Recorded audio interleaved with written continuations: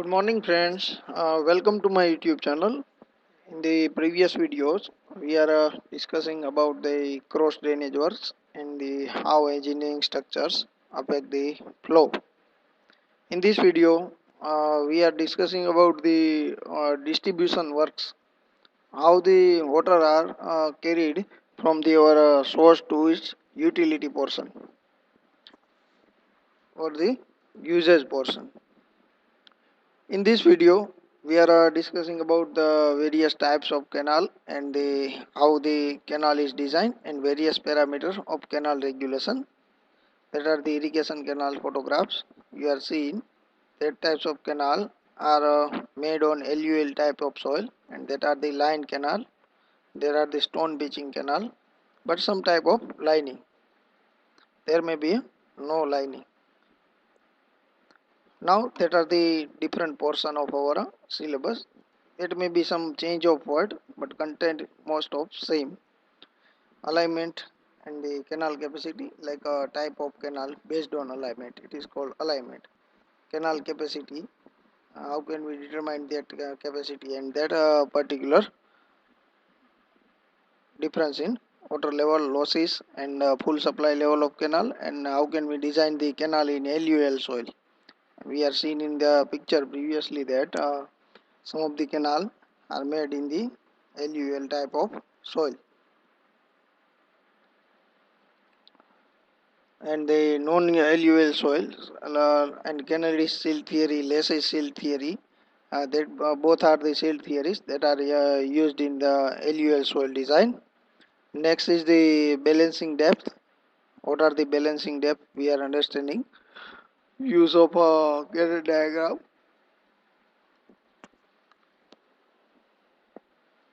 Lacy is a regime diagram, lining of irrigation channel, design of a line channel, and drainage behind the lining, water logging.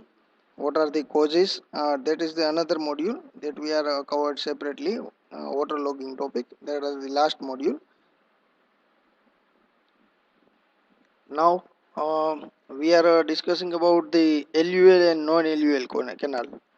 The soil which is formed and transportation and deposition of silt through the various carriers like water, air. Air is generally not a part of transportation of soil, but water is mainly transporter or the carrier of soil. So the formation of this type of soil based on that water carrier, it is called the LUL soil.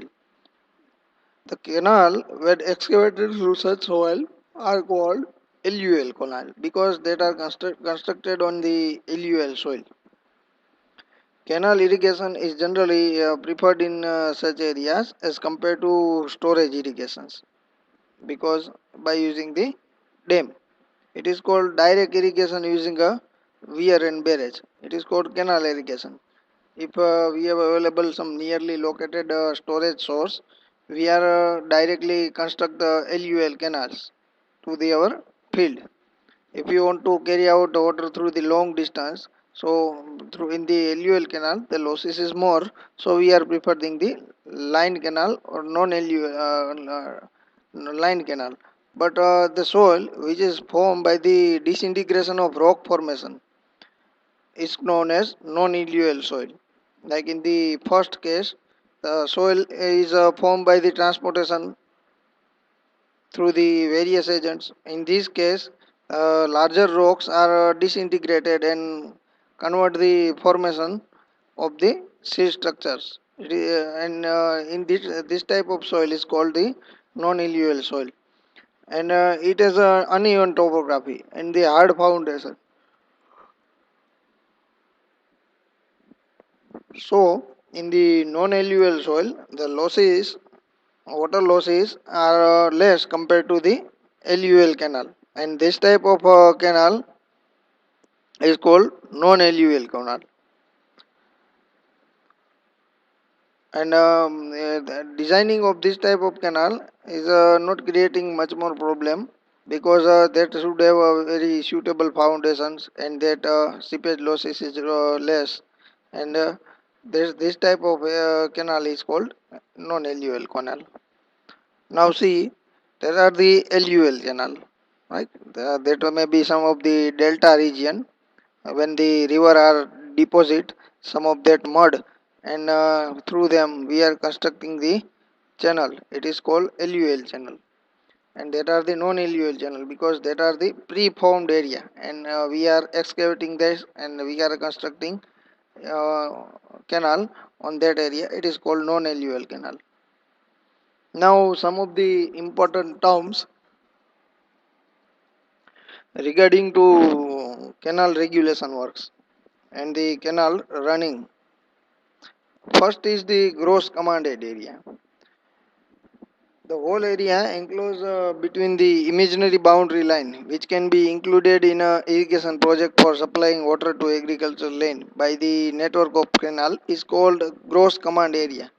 It includes the both culturable and unculturable. We are also understanding this phenomena in our first lectures, like basics of irrigation engineering. Now we are knowing that gross command area contains the both area like uncultivable area and cultivable area. In the uncultivable area, agriculture cannot be done and the crop cannot be grown like marshy land જેને આપણે ખરાબાની જમીન કહીએ છીએ એ ટાઈપની જમીન હોય એમને કહેવાય uncultivable areas. Next is the cultivable area. That area in which the agriculture can be done satisfactory and the requirement of water is present.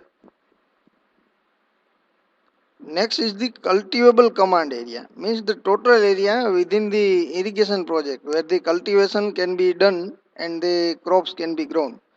So the water supply schedule are preparing based on the cultivable command area because that may be some of the time requirement to supplying the irrigation water with respect to the different time schedules. So first decided that what are the cultivable command area, like in the all of the seasons the all the crops are not grown at a time because the crops are done regarding to the environmental factor and their crop requirements of water. Next is the intensity of irrigation. How much amount of irrigation water we are providing. It is called the intensity of irrigation, like a ratio of cultivable land and to for a particular group to the total command area. It is called the intensity of irrigation. It is called land cultivated upon culturable command area. How much land is cultivated with respect to available culturable commanded area. So, based on the land cultivated ratio, we can decide that how much the intensity of irrigation we should require. Next is the time factor. Time factor is another parameter of canal running. The ratio of the number of days the canal actually been kept open to the number of days the canal was designed to remain open during the base period is known as time factor.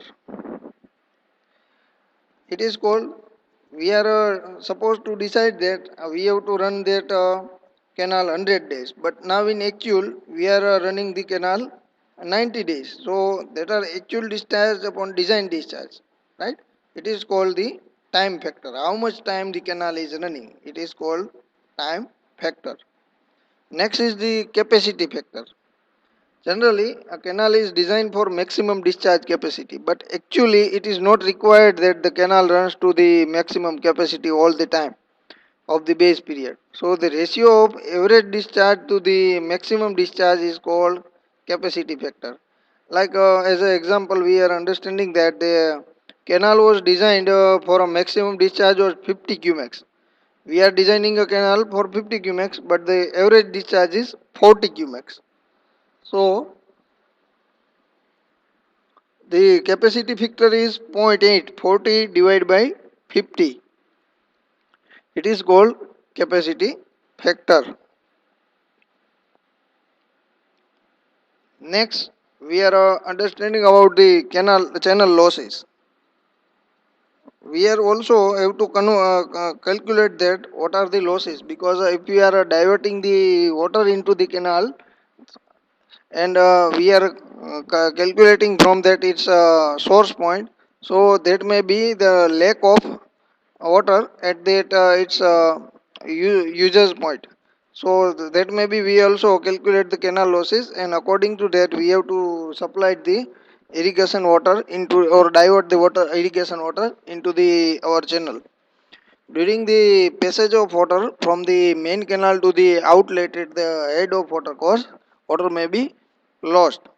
Losses may be two types, like evaporation from the surface or seepage through the periphery of the channel, because some of the channel is LUL and some of the land channel, but in the both cases some of the losses of percolation may be occur. So determining the design channel capacity, provision for these water losses must be made. The water lost by evaporation is generally very small compared to the water lost by seepage in certain channels. Evaporation losses are generally of the order of 2 to 3% of the total loss. They depend upon the all those factors on which the evaporation depends, such as temperature, wind velocity, humidity. In summer season, the losses may be more, and they exceed above the sum of the 7 to 10%. Now, that are the some of the measures for reducing the evaporation through innovation. That are the sun, lightning, and if the temperature is more, we are discussing about the different factors affecting the rate of evaporation in the previous chapters. So, water and wind, heat and wind are both the humidity are also the measure parameter that affect the rate of evaporation. And if we are providing the solar panels over the channel, so that are the one of the pilot project of the Prime Minister Narendra Modi for converting the solar grid over the irrigation canal, that reduces the irrigation losses, and also providing the solar power. So see in that solar grid constructed over the canal, and that losses may be minimized. Next is the seepage. There may be two different types of condition of seepage, like percolation and the absorption. In percolation, there exists a zone of continuous saturation from the canal to the water table, and the direct flow is established. Almost all the water lost from the canal joins the groundwater reservoir. The losses of water depends upon the difference of top water surface level of the channel of the water table. In absorption, a small saturation, small soil zone is exist around the canal section and is surrounded by the zone of decreasing saturation. A certain zone just above the water table is saturated by the capillary, so there is a exist an unsaturated zone between the two saturated zone. In this case, the rate of loss is depends on the seepage head, but it depends only the water head plus capillary head. That is the seepage loss. That may be seepage loss. So that may be water is totally seeped through them, seeped through the soil, and that's a small portion of water are flowing through them. Because in that case we require lots of water. And in the line canal, so there may be no seepage loss, so some of the water are flowing. Discharge both are the same, but the available water is less.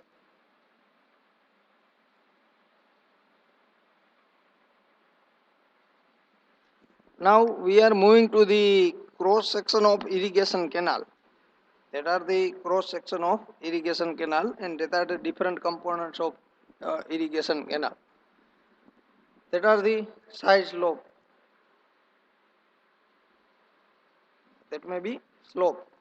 In terms of canal, that is the also slope, that is the also slope. That are the bumps. That are the bumps. That is the freeboard margin above the top of the canal. That are the banks. That is the service road. Service road are provided above the bank or the side of the bank. Back berm or counter berm, that are the berms provided at that back side of that banks. Spoil banks. Spoil banks are generally pits that are used to create the bank, and that may be some of the cutting cross section has been developed besides the bank. Next is the borrow pit. That are the also uh, create for getting the soil for creating the canal banks. Now see side slope. In cutting 1 to 1 and 1.5 to 1, both are the cutting slopes are recommended for canal designing, and in filling 1.5 1 m to h m 1v, because there may be a cutting section. We are seeing is that there may be cutting section because ground level is higher. But in some cases, canal is created over the ground level to maintain its bed level of canal. So flow can be occur easily, and at that some of the places, the canal is designed for cutting section. Now that is the cutting section. So banks are created on the top. That canal is created by the banks if the filling section is done.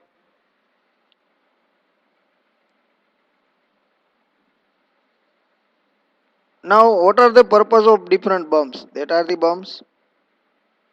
What are the purpose of bumps?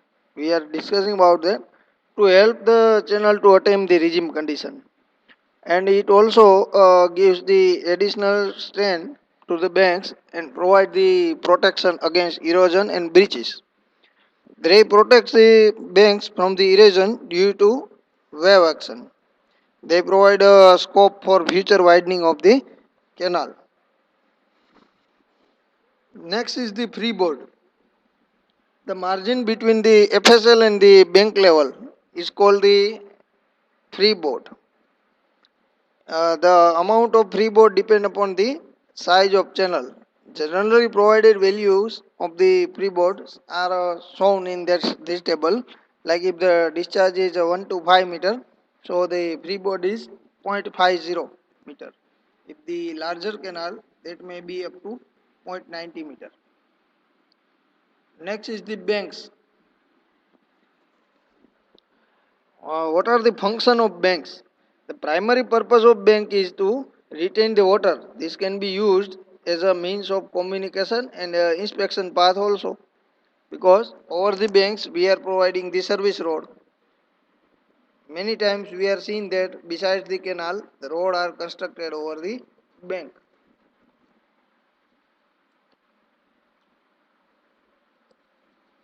Next is the service road. That are the doula, and that create the service road over the bank. That are the bank portion, and it is useful for canal inspection and the communication of the remote areas. That is the spoil banks.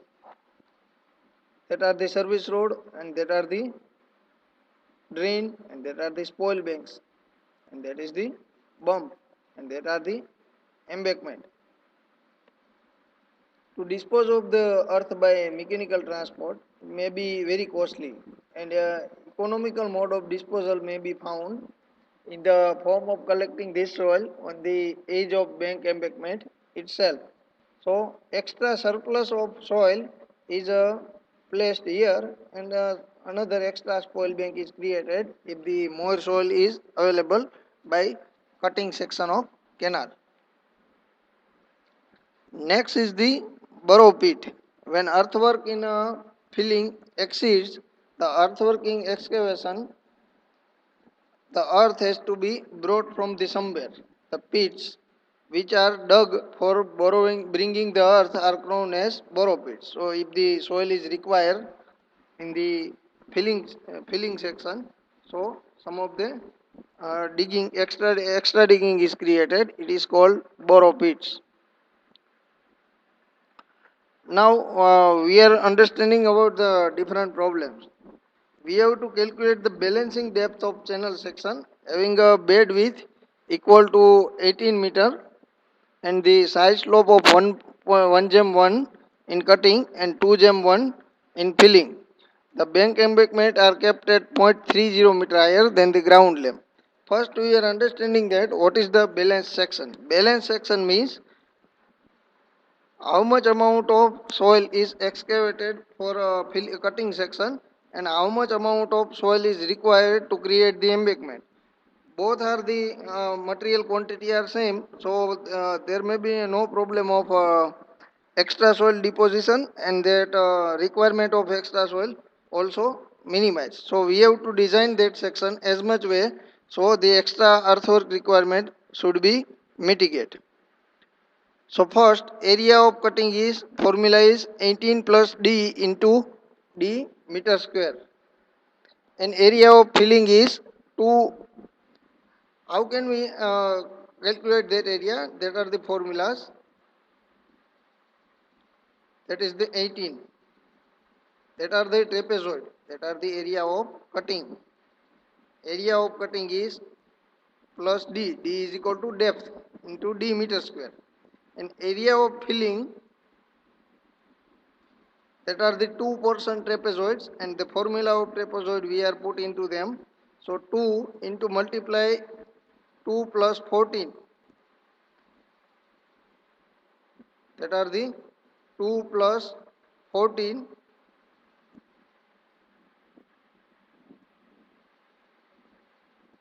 Okay. That are the 14 meter length, and that up to two spoil bank, two embankment has been created. So that are the 2 meter, and 6 plus 6 12, 12 plus 2 is equal to 14. Divide by 2. That are the formula. 2 plus 14 means L by 2 multiply by 3. That are the 3 top width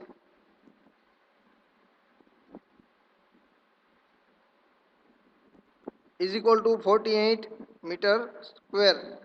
Area of filling is 48 meter square. We are calculating in section, not in the top view. We are calculating from section, and per section how much meter length we have to construct it. We can multiply with its length. We can get the total volume of earthwork. We have to equate that both the equation in that section. That are the area of filling is 48. That are the fixed, but the cutting is not fixed. We have to decide that cutting value. So we have to calculate the value of cutting. That are not predefined. That are not predefined. How much we have to cut that section, because based on the requirement of soil, we are cutting the channel sections. So equating the both equation, 18 plus d into d meter square is equal to 48. 18 is the total bed width. So now put into equation and solving this equation, we can get the value of d is equal to 2.35 meter. We have neglecting the negative sign. That value are actually in negative, but cutting is not in negative, right? Depth is not negative. So balancing depth is 2.35 meter. So we have to excavate that canal section up to 2.35 meter, so we can create the embankment easily. We have to find out the balancing depth for a canal section having the following data. That are the side slope in cutting is 1 gem 1. So 10 plus 2d, right? 2d why? Because that may be one horizontal versus one vertical. So that factor, the top width of canal is depend on bottom, depth of canal, because that are the two times of depth.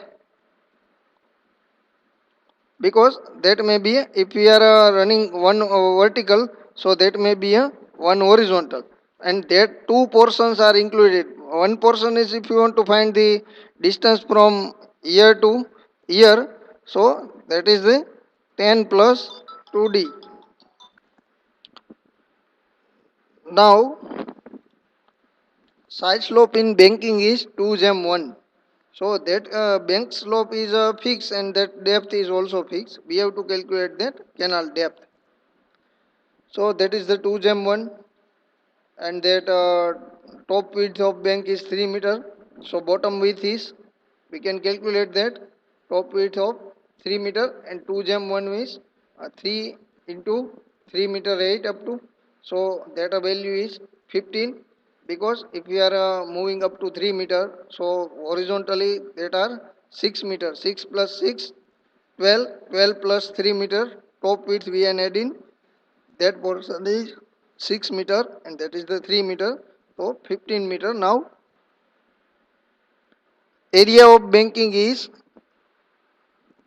it may be a 2 bank, both side are bank, so multiply with 2, multiply by 15, 2 into 15 plus 3 into 3.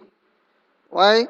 Because that is the top width 3 into 3 divided by 2 is equal to 54 square meter.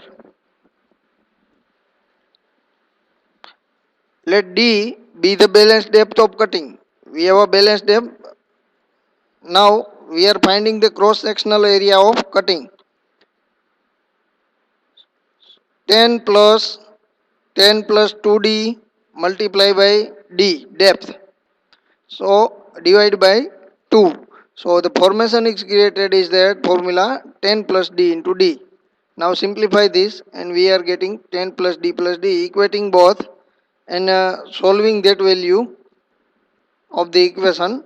You are knowing about mathematics well, and you can solve this formula by using calculator or by manual methods also, and you can get the value of D is 3.89 meter.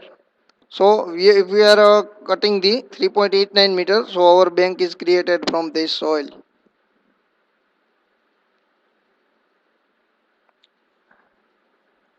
Thank you.